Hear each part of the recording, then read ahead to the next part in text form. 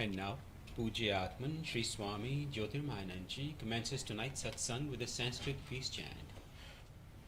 Om Purnamadaha Purnamidam Purnat Purnamudachyate Purnasya Purnamadaya Purnamevavashishyate. Om Shanti Shanti Shanti.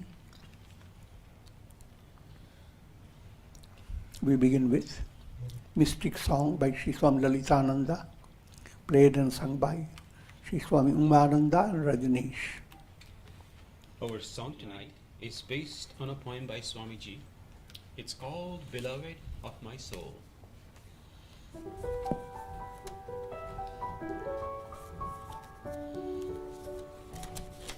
He shines in stars of the night, in the vast blue, blue sky.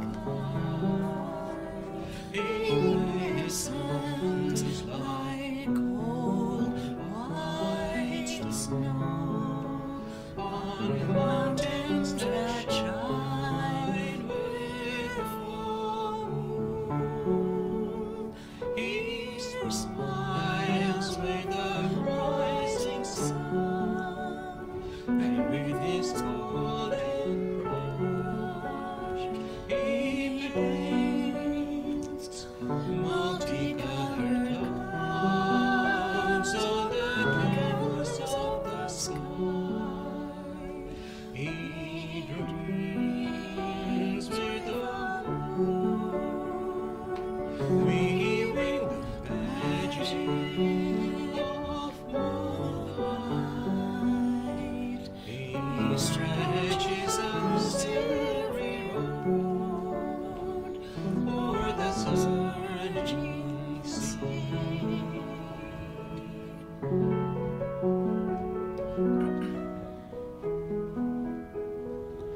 Always the delighter of my heart. He is the beloved of my soul.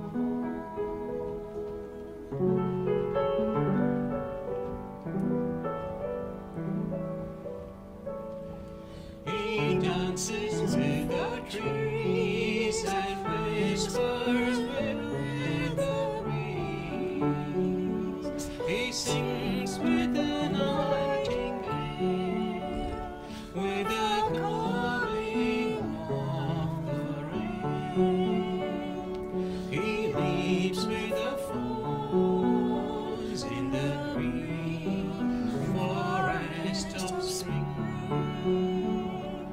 And when the sun closes her eyes, he loves the world to sleep in his loving arms.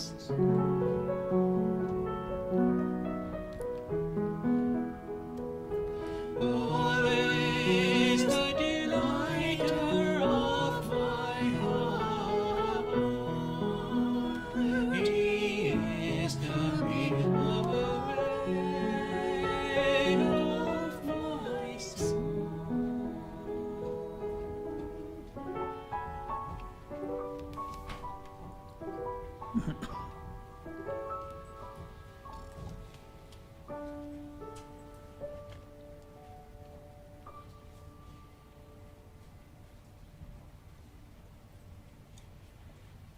We are recording from the ashram of our revered Guru, Pujya Atman Sri Swami Jyotirmayananda in Miami, Florida.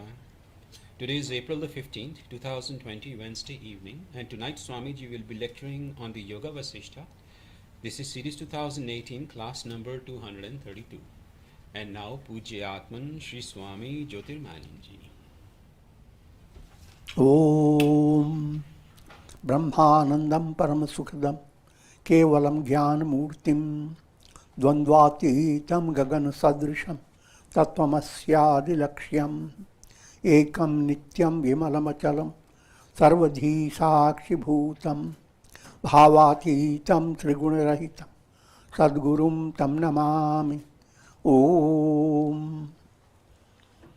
Adorations to Sadguru, who is Brahman, the giver of supreme bliss, embodiment of pure consciousness, one without a second, vast as the ether, infinite, eternal, beyond the three gunas and their modifications, the supreme preceptor. Yoga Vasistha Upsham Prakarana, section 73. And the topic is focused on the state of enlightenment.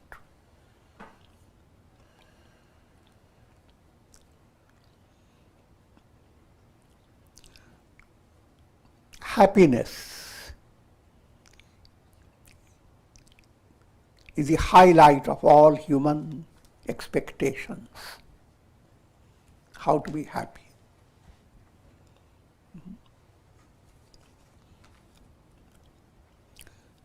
You don't have different views in that matter. No fight against that everybody wants me to be happy. But deep insight into what is really happiness and how can you be happy, not happy.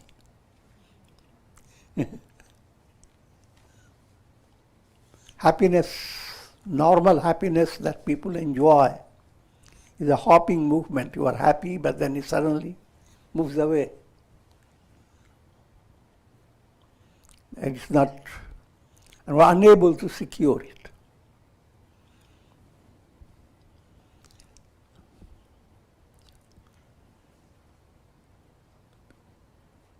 The ideal, the goal before you, first to understand that's your soul's innate urge to be happy.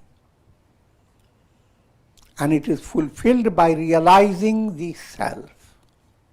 Who am I?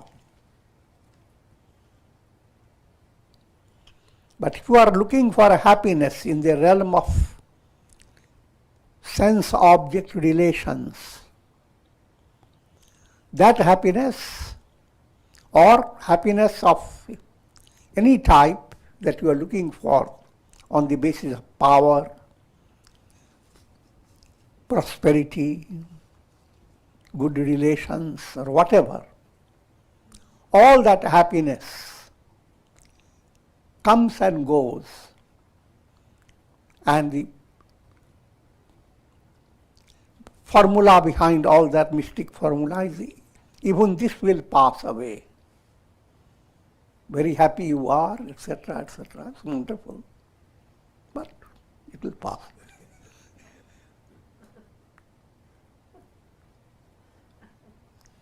Mind is so accustomed to this type of happiness that what is real happiness, called ananda, of course ananda term can be used even for worldly happiness. The more technical term is used bhuma. All worldly happiness is described as alpam. Alpam means little. Bhuma, infinite. Try to focus your mind on understanding the big difference. And while you are looking for happiness in the world,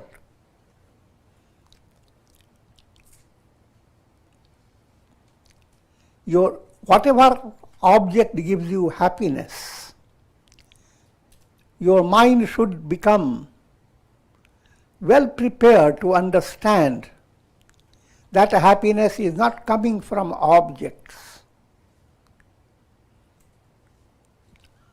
In brief, what I am leading you to understand,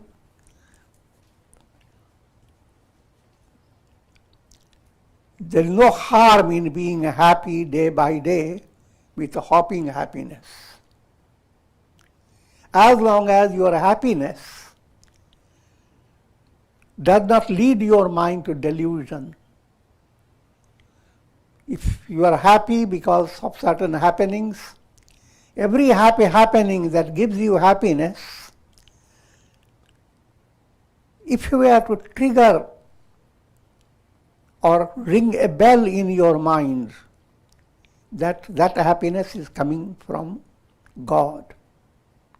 And God is not somewhere far out, your very source, your essential nature. Every soul is like a reflected sun. And whatever this reflected sun enjoys, all enjoyment the reflected sun has, every enjoyment relates to the sun. Reflected sun itself is nothing but the sun.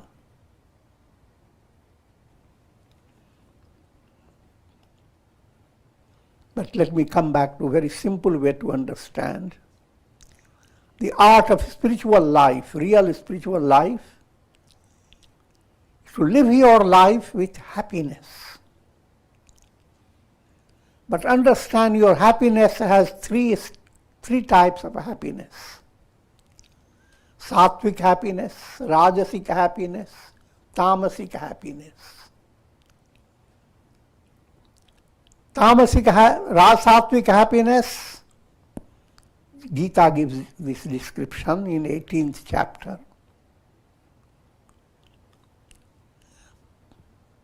In the beginning, it appears like poison,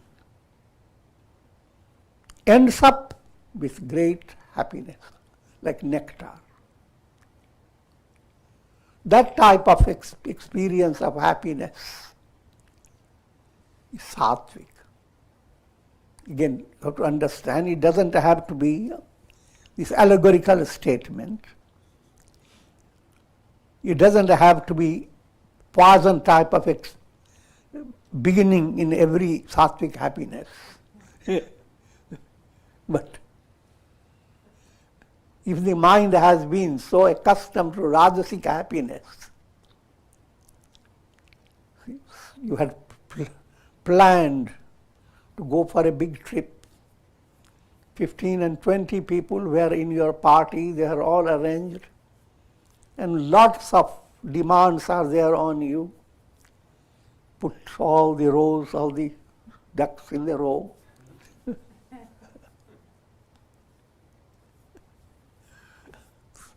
And then suddenly some sattvic karma cancels the whole program.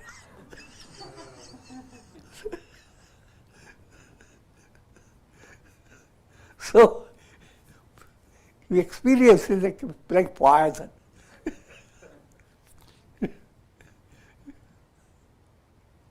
But as you begin to enjoy your peaceful life and serenity in your mind, it's nectar.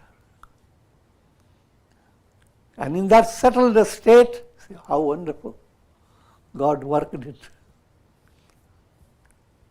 So that's I'm giving a sample of sattvic happiness. And all happiness that you gain by meditation, japa, satsanga, all that happiness is sattvic happiness. Rajasic happiness, in the beginning, appears like nectar. Someone gives you intoxicating liquor. Or I'm just trying to make up something. You can think of some better things.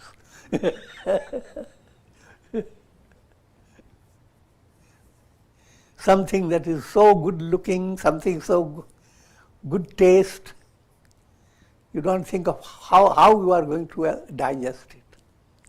You simply start putting your tongue into it and crunching it by your teeth. So in the beginning it appears like nectar, but then Result like poison.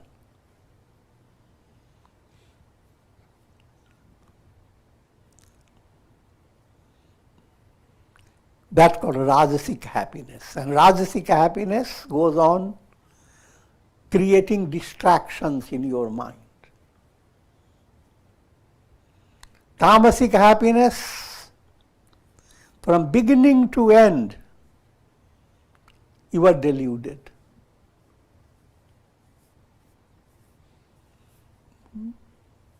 Someone led you to smoke. They are addicted to smoking, so they are all enjoying as they smoke. But you, the very first smoke, you start coughing. But your mind being tamasic, you pretend you are happy. So beginning to end, there is no happiness. And end up being addicted to it. And under the pressure of addiction, suddenly someone gives you a bunch of cigarettes, feel so joyous.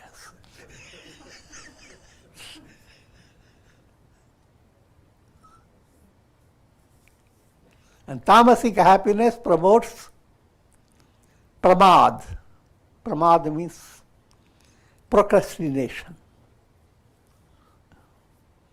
Anything that you have to face challenges or do your duty at a certain time, at precision in life gives you a special joy in your daily life, a special relaxed mind.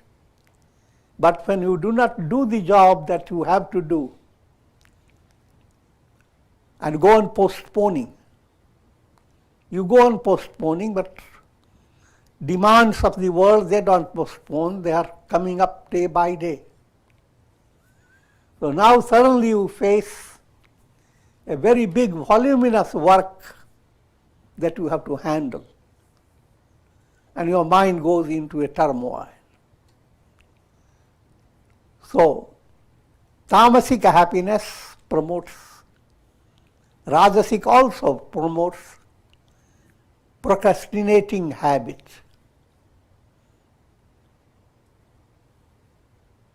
And dullness, alasya.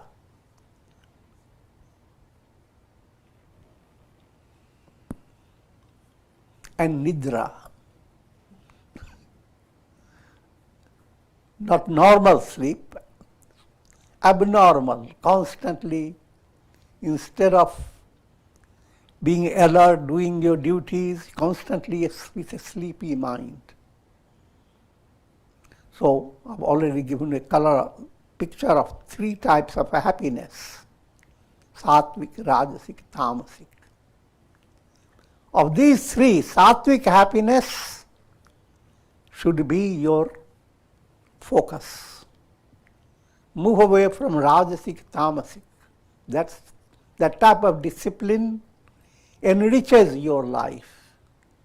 Otherwise, your life is becoming shallow, in vain, and it is going to draw to you countless miserable situations. You are the architect of your destiny.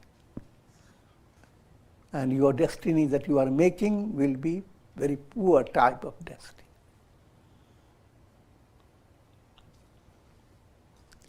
But if you are doing sattvic, there comes a time in sattvic movement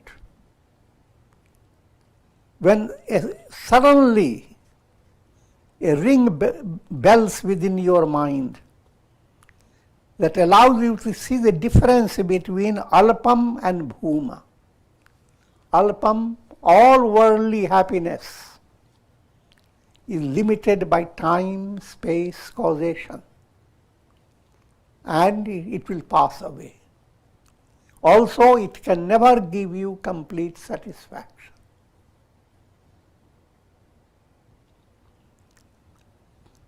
Real happiness, Ananda, bliss, absolute.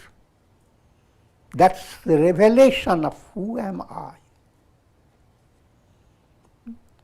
A profound revelation of I am. But in order to have that, you have to constantly understand the difference between ego dominating the mind and when you meditate, do yoga nidra or things of that nature, or when you go to have a very sound, healthy sleep, you move away from your ego. Your reality, real you, is not in the realm of ego. The real you is beyond your ego. And that real you is the basis of what you are. Just like a screen is the basis of all projections, cinema show. Your reality, your real consciousness is the basis of all that is projected by the mind. All world experience is mental projections. With this introduction, let me go on and in the words of Sage Vasistha, O Rama, the joy experienced when desires have become extinct cannot be compared with any worldly pleasure known to the mind. Early stage mind always looks for comparing. They all talk about enlightenment, liberation. How joyous it would be. So your mind tries to calculate. It will be like the spring season. Swans soaring up, peacocks dancing. No harm in that. But it will not be exactly that. It will be far different and beyond.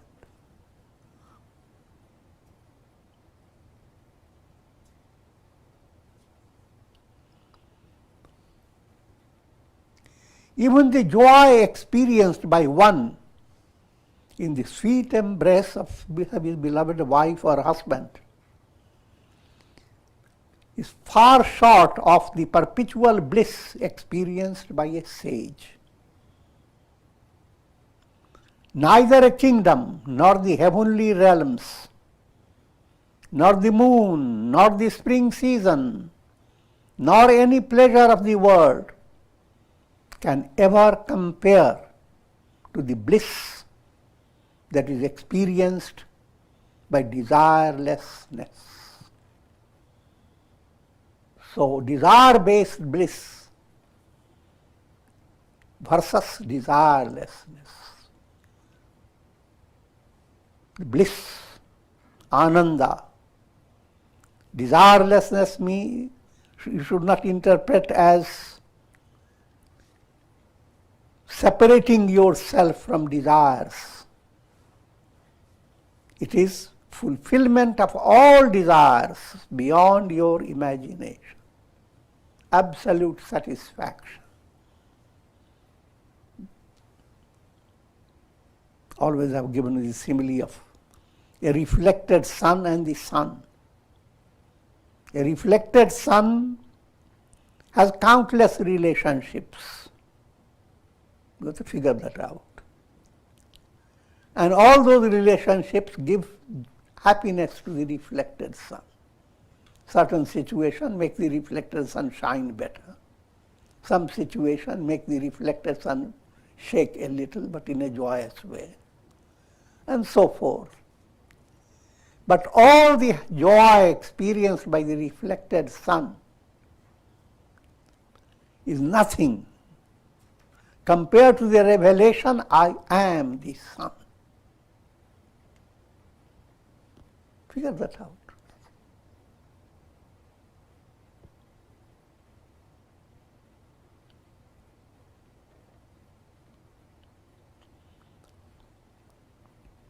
O Rama, it is desirelessness that gives rise to the bliss of liberation.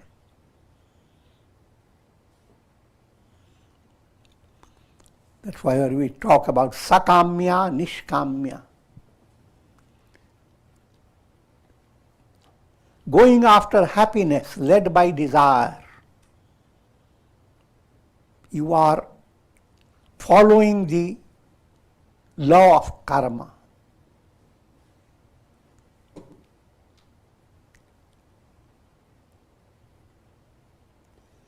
And that led by your karma, you get three types of happiness. Sanskrit words are bhur, bhuva, swa. Bhur, practical reality. Things that you can hold by your hands, touch, smell, see. Direct senses and objects communication, that direct on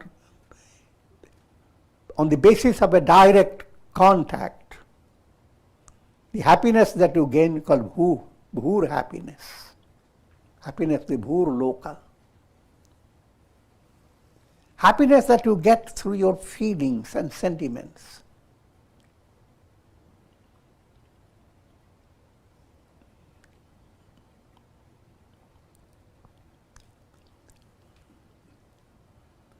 That's called bhuvar loka. And happiness that you get through your understanding. Every day you have these three levels are operating every day. And soul, led by unenlightened mind, continues to look for these three types of happiness. If that is so, the soul is in bondage and it is subject to the cycle of birth and death. When you come to understand this point, then in spiritual culture presented by India, and in all religions as well, you take sannyasa.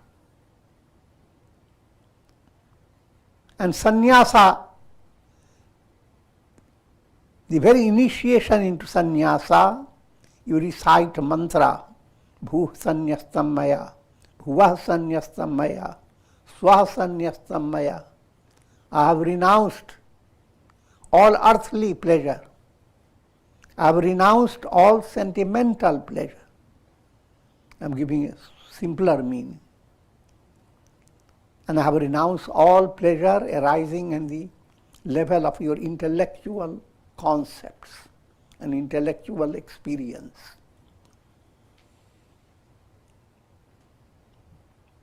All this I am leading you to understand that that is the goal, whether you are initiating sannyasa or not, this is your goal.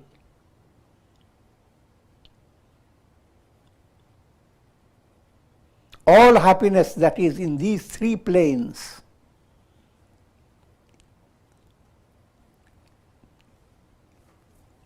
is a form of maya, illusion.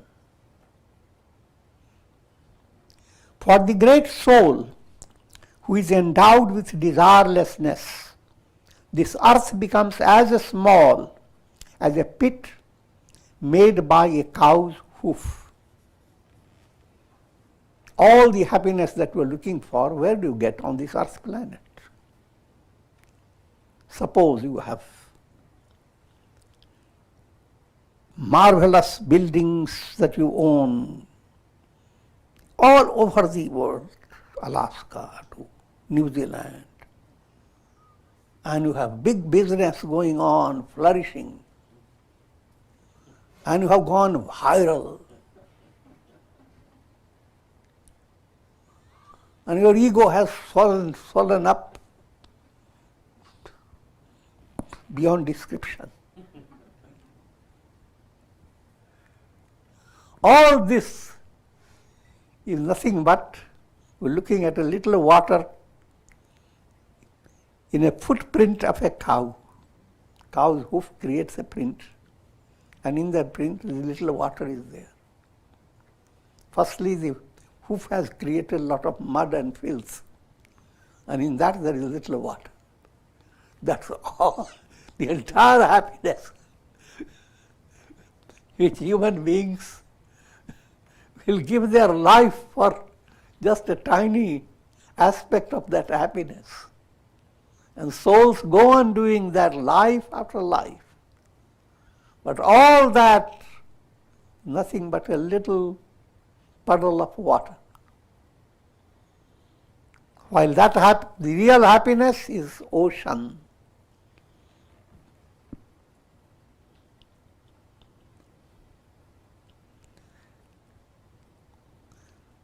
So for one who has attained that enlightened state, the idea of going after possessing happiness in the world, even if the whole world opens up all the treasure,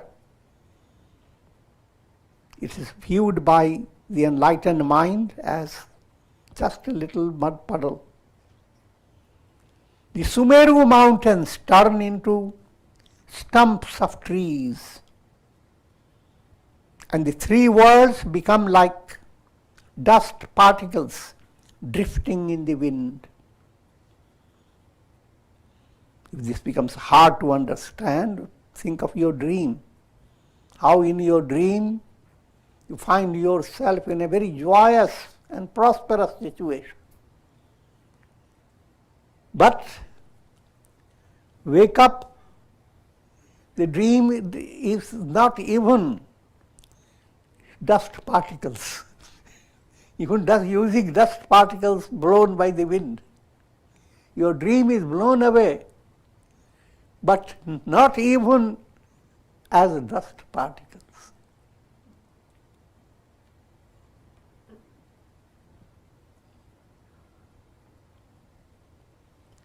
And same applies, no matter whether your mind is ready to understand or not.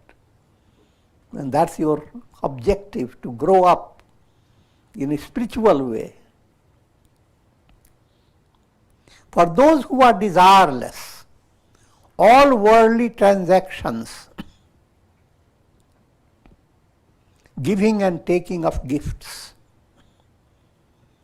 accumulation and protection of wealth, all these points give happiness, they are being described.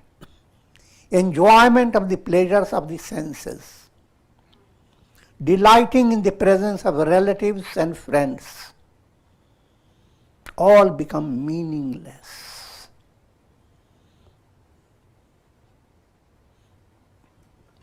That doesn't mean that all this doesn't happen when the sage is there alive.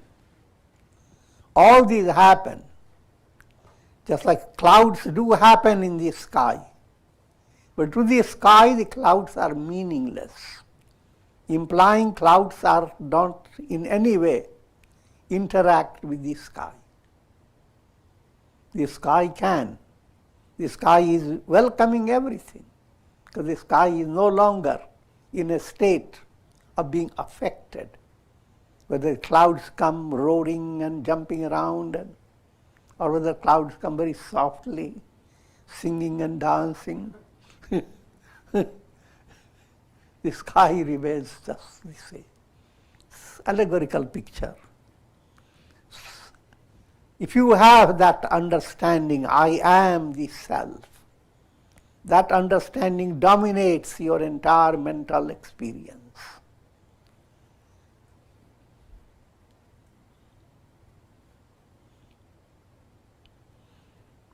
Your practical life remains practical, but this is your inner experience, called direct experience, innermost.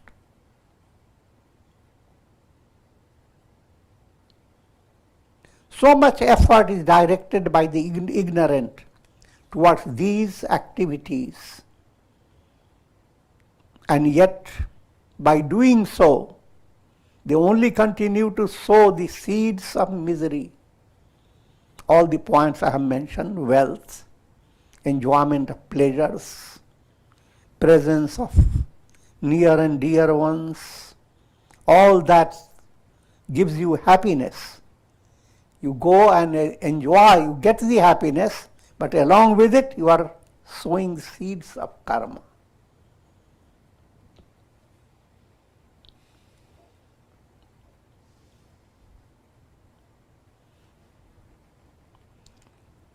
O Rama, who can describe the glory of a sage who possesses a heart incapable of harboring any worldly desire? When you are in deep sleep, you become free of all worldly desire. That's what your heart whispers in your dream, deep sleep. The deep in your heart, desires have no place.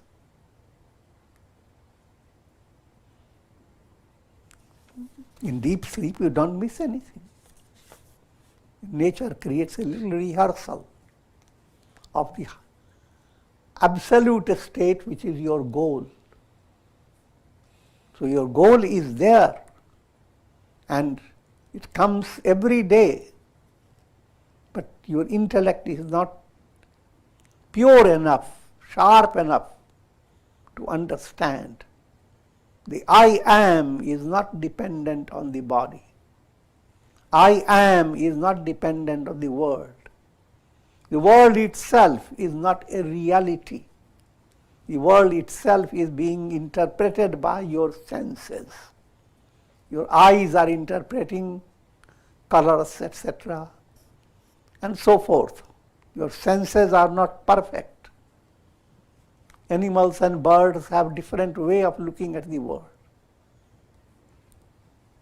So the world is not a reality.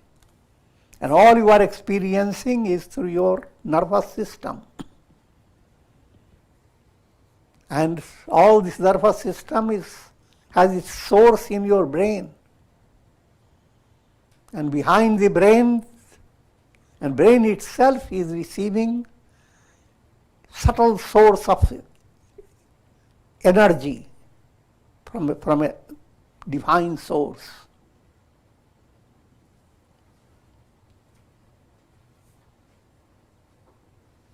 Do not depend upon the desires of the world. They act as thieves to rob you of the intuitive knowledge of the self.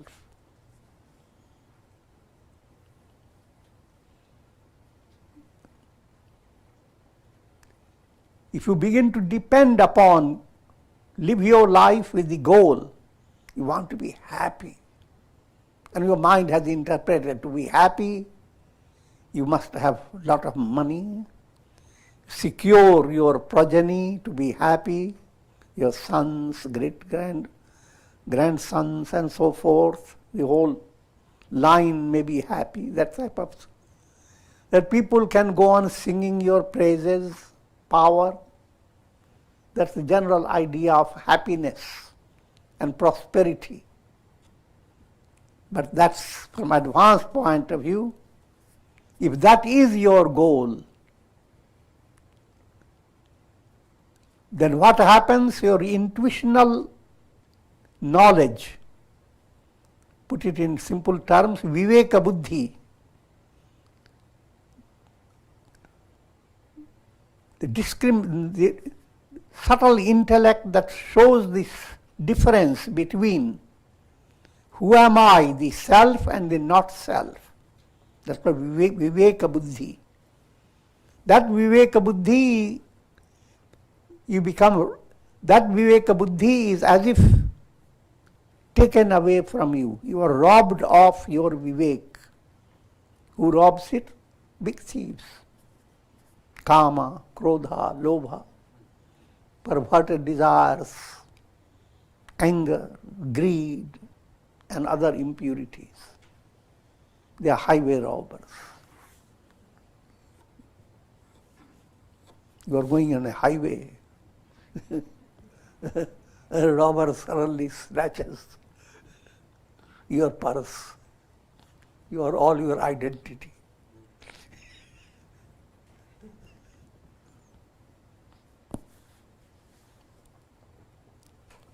Just as insects and worms are crushed and ground by the wheels of a chariot, in the same manner, overcome by desires, the jivas are, as it were, crushed and powdered under the wheels of the world process. There is no limit to.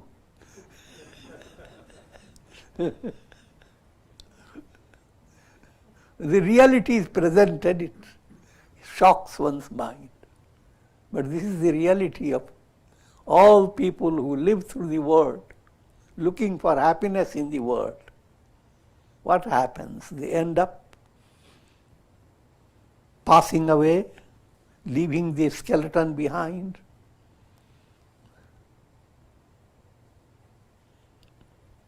So all that you worked and what you are facing, aging, your head is being crushed, the bones are being tightened up.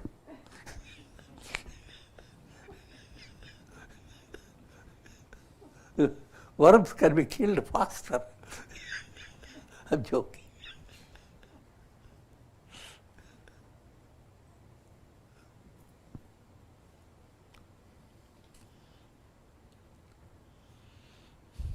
And reminding you that every soul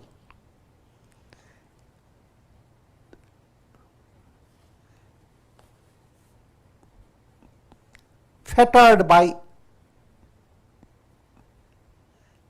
8, there are 8 fetters, soul that is bound by 8 fetters, that's called pashas. That soul is called Pashu. And it is because of these 8 fetters, there is a tradition that you do Ashtanga Pranam, lie prostrate, allow 8 parts of your body to touch the ground. Those 8 fetters are Grina, hatred, Lajja, shyness towards spiritual practice, Bhaya, fear, Shanka, doubt, Jugupsa, gossiping habit, Kul, pride of family, Sheel, pride of social culture, Jati, pride of caste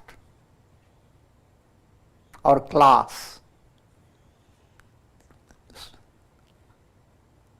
If a person is gripped by all these 8 points, in a spiritual way of looking at the person, he is called Pashu. He is just an animal. And the animal level means all types of things, birds, creatures, even worms.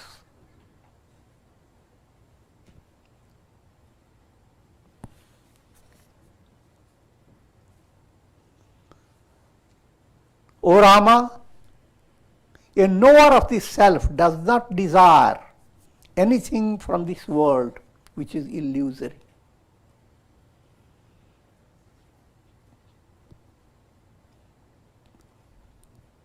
There is no object of this world which could be truly desirable. How can any portion of mirage be valuable to a person who is thirsty? Figure that out. He who knows the illusoriness of objects and the reality of the self attains the supreme state of repose, characterized by cessation of all desires. As long as you have desire, you are involved in a mystic journey of life. Or, put more strictly, you are luchando. You are constantly fighting. Every desire presents a task for you. You have to work for it, fulfill it. And therefore, there is no real rest. You are always running. One desire fulfilled, another is waiting.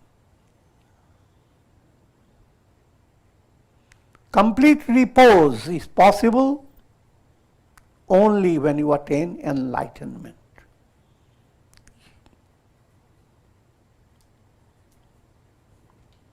A reflected sun will have no repose anywhere. Complete repose, it's revelation, it's realization. I am the sun.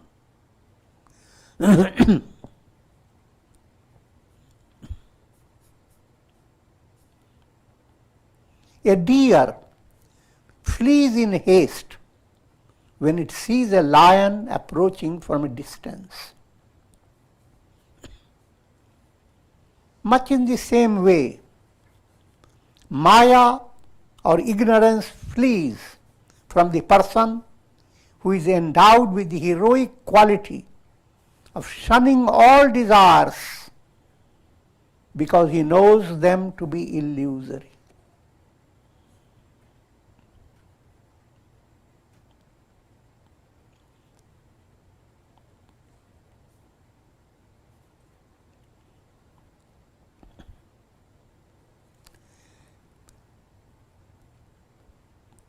Avidya, ignorance, is the basis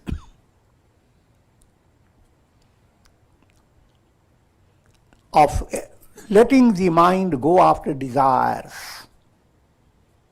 If ignorance moves away, mind is enlightened.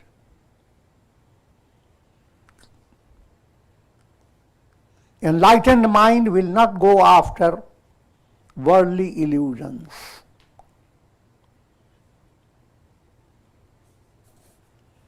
But what takes away your ignorance?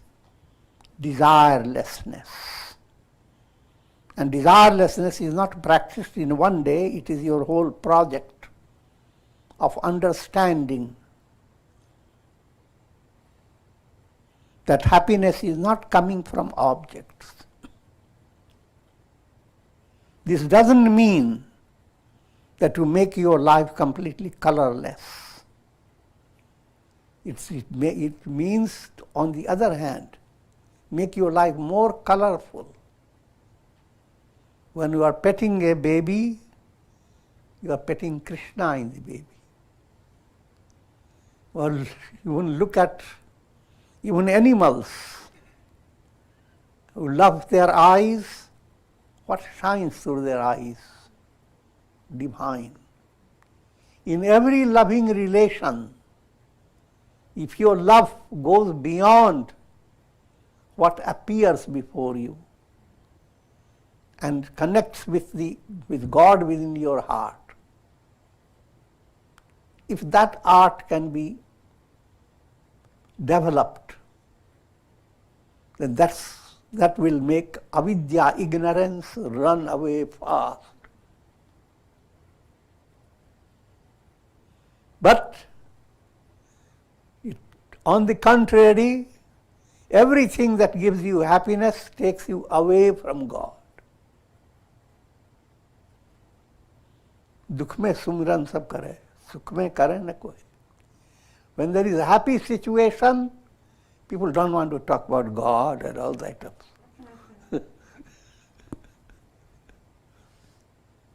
When there is misery, calamity, viruses, people start praying, telling others, pray for us, pray for this, pray for it. I'm not contradicting that, it should be there. But what I'm saying, that you are being led to do it helplessly. It should be a joyous project, with or without calamity around you.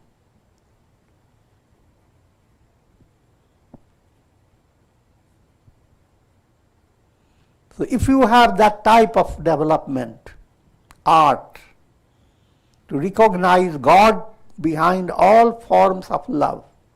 Even when you are taking food and something is very delicate and tasty, remember, Brahmar Param Brahmavi Brahmagnau Brahmanahutam.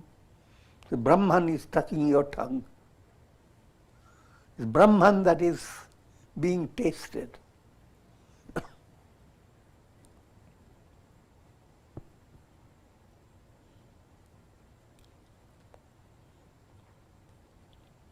Endowed with the spiritual strength of a pure intellect, a sage views the objects of the world as lifeless paintings on a screen. That type of detachment develops in the heart of a sage. Names and forms all are like paintings. But who is being highlighted through these paintings? God. God, which is same as Brahman, same as the innermost self. The real I am is behind all the paintings. But if you are simply focused on names and forms, they are just paintings. They will stay for a few days, you can have a very artistic picture. Then one day a little hurricane comes and your picture and the place all gets dismantled.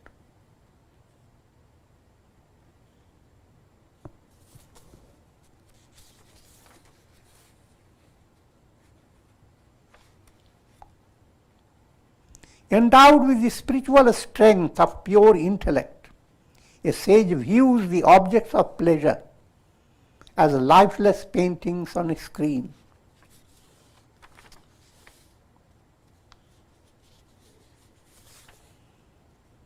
Even a most charming person, the very personification of youth and beauty, is viewed by enlightened person as a statuette stone seen in the ruins of ancient cities.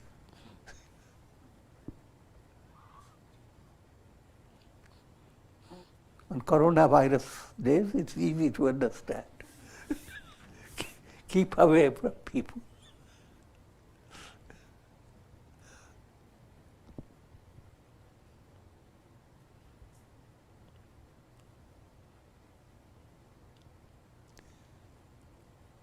To the masses, to the general world, physical intimacy is considered the best, the more real. But physical intimacies and all relationships, that means you are in a dangerous ship.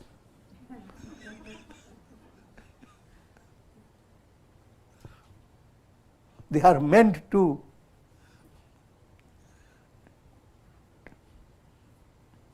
be destroyed. Even in the most provocative conditions, such as when Cupid's arrows are discharged against a sage, they become converted into tiny fragments.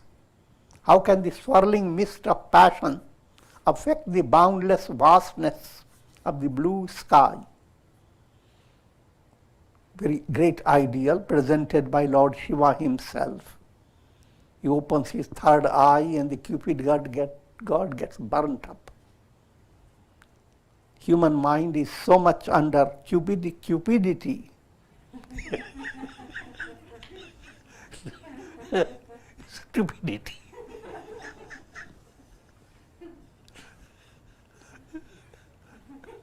Turning away from cupidity is a tremendous challenge. But your mind must develop that type of insight, that all love that you are securing through cupidity, that is not real. It opens the channel for making your life a hell for a long, long time. And even if it is life of very happy situation, it is life of moha, delusion.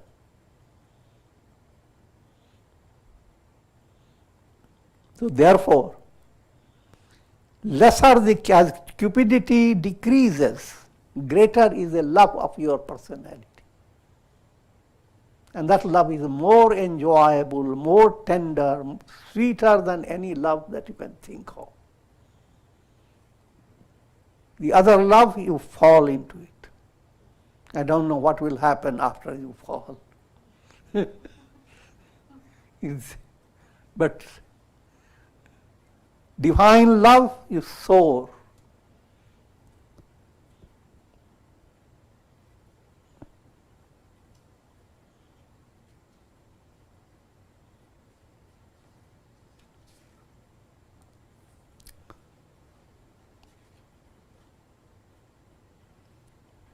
How can the swirling mist of passion affect the boundless vastness of the blue sky? That much strength, you see, what is the sky? And all passionate play is like dust floating in the sky. The sky doesn't fall in love with the dust. He who knows the self is no longer dependent upon the objects of the world. Therefore, the objects are unable to cause even tiny ripples of agitation in his heart. His heart-based experience, I am Brahman, that experience cannot be shaken. But anything that you hold in your mental plane, that will be shaken. Your concepts, your trust on objects depending on your ego. Ego-based personality will go through all these. Your body goes through changes constantly. A deeper understanding is not affected by it. That's ordinary way to understand.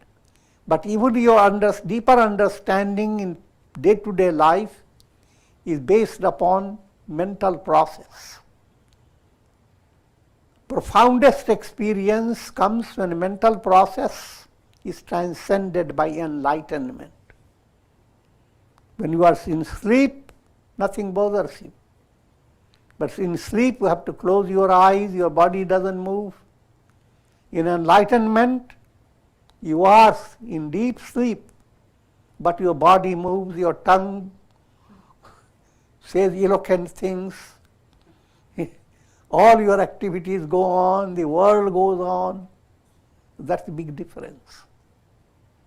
But the deep state of being unaffected, that remains secure. That's called enlightenment.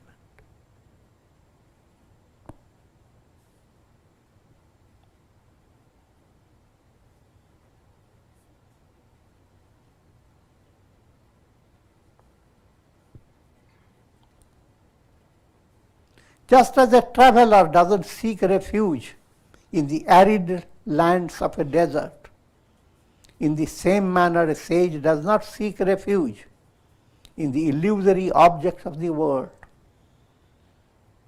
This goal of life is not to be supported by the world. The world is like a desert. The goal of life is to attain enlightenment. No seeking refuge anywhere. And with this, we conclude. Om Trayambakam Yajamahe Sugandhim Pushti Vardhanam Urvarukam Bandhanan Mrityor Mukshiyamam Ritat Sarve Bhavantu Sukhina Sarve Santu Nidamaya Sarve Bhadrani Pashyantu Ma Kaschid Dukha Bhag Bhavet Asato Ma Sadgamaya Tamso Ma Jyotirgamaya Mrityor Ma Mritam Gamaya Purnamadaha Purnamidam Purnat Purnamudachyate Purnasya Purnamadaya पूर्णमेवावशिष्यते. Om Shanti Shanti Shanti. Om Hari Om Tat Sat.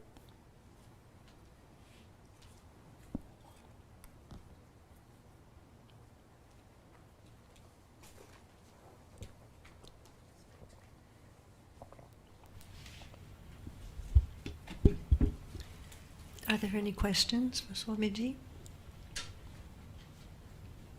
If we wait and watch and wonder long enough, one day our dear Shri will be passing the mic again.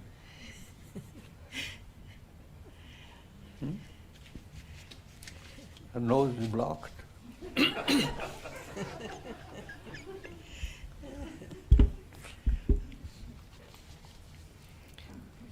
And we'll conclude with another little piece of prasad of Swamiji's words.